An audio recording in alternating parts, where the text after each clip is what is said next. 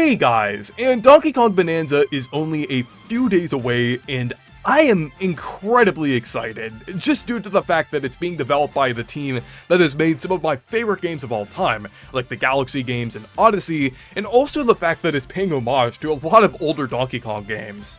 And also, I just wanted to mention that please no spoilers in the comments. I know the game has been leaking out, and some spoilers might leak out from that, so just for everyone's sake, please do not spoil the game, and especially don't spoil what I'm going to be discussing in this video, and that is King K. Rool.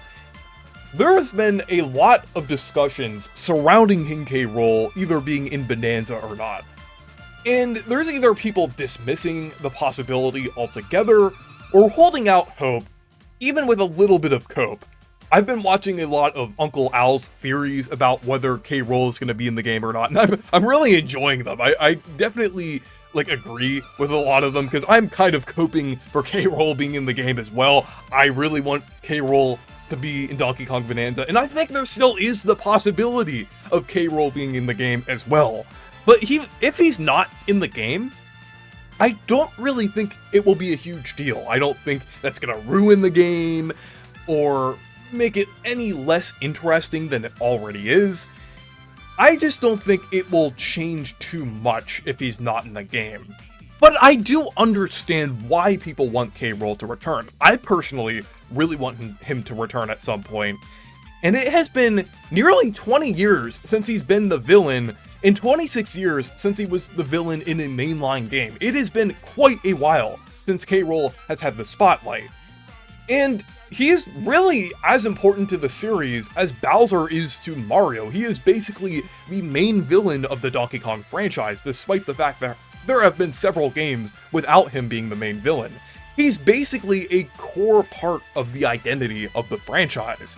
And he was also added to Smash Bros. A few years ago, though his importance is still being acknowledged. At least by Sakurai. I'm not sure about Nintendo as a whole. I feel like sometimes the corporate side of Nintendo kind of wants us to believe that Tiki Tongue was the main villain for a few years, but I don't know. He was acknowledged very recently, so I do think K. Rool is still kind of relevant to a degree. And I think he has a lot of potential as a villain still, since we haven't seen it fully explored in years. There's a lot of things they could do with K. Rool in different stories and context, like we've seen Bowser over the years in different roles, like the Mario RPGs. So I think they could do quite a lot with K. Rool. And it would also make a lot of sense for him to appear in Bonanza because of all of the little hints, like the Crocoid enemies, or the possibility of Voidco being fake or controlled by K. Rool, or K. Rool having something to do with them. It just makes a lot of sense from what we've seen so far.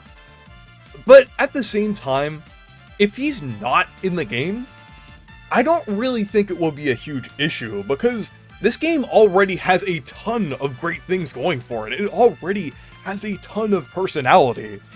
The villains that are appearing in the game are actually still pretty good. Unlike Tiki Tongue or Lord Frederick, Retro's villains, the members of Voidco actually have more interesting personalities, at least from what we've seen so far. They're not, groundbreaking or anything, but I think they're definitely some of EPD's, or EPD Tokyo specifically's, better villains.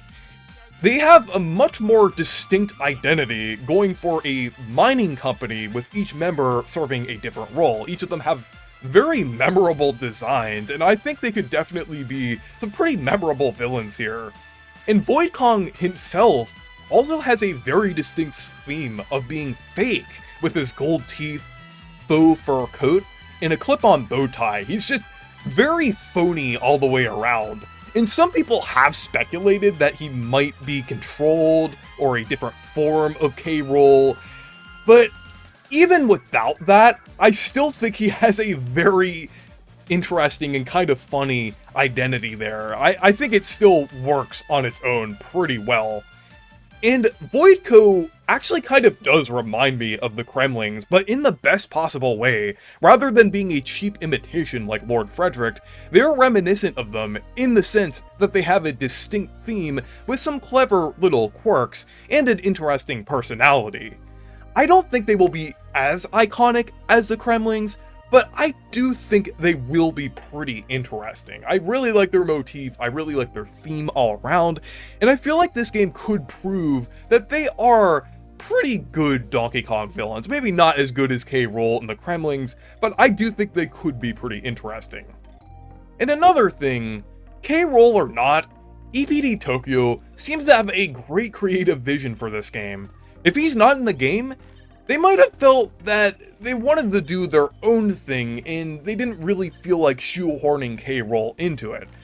This game does have a lot of influence from Rare Donkey Kong, just with a lot of the designs, references, and characters, but maybe they felt that they didn't really need K. Rool to fulfill their vision of the plot, story, and world building, and I think that's completely understandable.